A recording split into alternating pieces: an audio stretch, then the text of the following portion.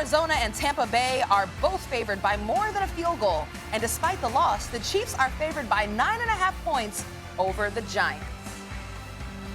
All right, Marcus and Dan are back with us. Gentlemen, nice to see you again. Who is more likely to be upset this weekend, Marcus? The Cowboys or the Chiefs? First of all, let me say this. Let me say this before we get started. I'm so sick of being bullied at this network, okay? Because this is a mess. Whoever put this damn segment together, Roz, to ask me if the Cowboys are going to be upset. I don't know where it came from, but here's the thing. It's the Kansas City Chiefs. Have we not been watching the games? Have we not seen this team and what they've been giving up? Turnovers 17 up until this point.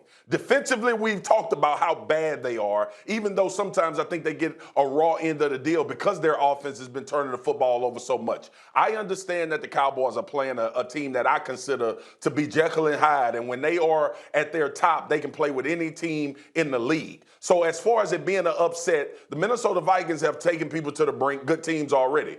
But it's the Chiefs because of what I've seen so far at this point of the season. And I know it's the Giants, and I know people look at the Giants' record and they say, man, the Giants have had moments in games where you've seen glimpses of this team giving people a lot of problems. I'm not all that crazy about the Dallas Cowboys just going into this game saying, hey, it's the Giants, they not good. I've been on this end before of being the number one seed in this division and the Giants supposedly not being good, and then they go on to win the damn Super Bowl after going 9-7. So this is football, it happens. But based on what I've seen so far from the Kansas City Chiefs and how they're giving the football away and allowing teams to stay in games, I got to say that they on upset alert more than the Cowboys. Can you guys take me off camera and just put Marcus on? And can you show me Marcus's background? Is there, over his left shoulder to our top right screen. What is, yeah, okay. So I'm shocked. Look at this man. Homer alert. Look at his face. Man, it's the Cowboys are on upset alert. Dan. Cowboys are on upset alert. I got a multitude of reasons why. Number one, since I'm doing this segment with you, I'm saying the Cowboys. I knew you would. Number two, I think the Vikings receivers are the best pass catchers the Cowboys have played against since really week 2 in the Chargers. And absolutely since week 1 against the Buccaneers. Tom threw for like 380 against them. Justin threw for 330 outside of his 2 turnovers. So I think the matchup on the perimeter between the Cowboys secondary and their coverage unit versus Minnesota is a little scary because we talked about this. Does Diggs follow JJ, Justin Jefferson? Because if he does, Thielen's got a chance to go off. Vice versa, if he follows Thielen, Justin Jefferson's one of the best receivers in football already. I also think it's a team that is a little bit like Dallas, right? They could throw. What? Stop, man. Give me a break. Give me just like 2 seconds and then start going again. Stop, man. Nope. They could beat you somewhat you know like Dallas. Not as good as Dallas. Not as good as Dallas, but somewhat like Dallas, right? They can run the football. They can throw it around. I think if Dallas plays man coverage, that's where Kirk Cousins eats up the best. I agree with you. The Giants are better than their record, and if Daniels plays well and the Chiefs keep giving the ball away, they can go down there and beat them.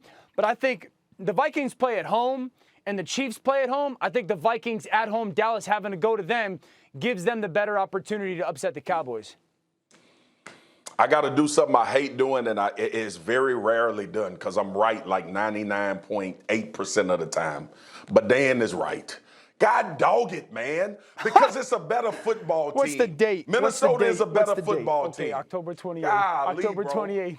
And he know this. See, this is the problem. This is the problem when you do a show with your brother most days of the week, is that he know yesterday on NFL Live I was nervous as hell about this game because I told everybody, especially with Dak and his calf situation, and I told everybody, this Minnesota Vikings offense is a mess when you trying to defend it and they rolling. And Kirk Cousins quietly putting together a really good season comparatively to all of these other quarterbacks. And I had to say the Chiefs because I don't want the Cowboys to be on upset alert or to be in a situation where they can lose a game. But Minnesota is a good team. And I said, Dio, give me some credit now. I said before the season that it was not going to be a cakewalk for Green Bay because of the Vikings in this division. And I still believe that to be true.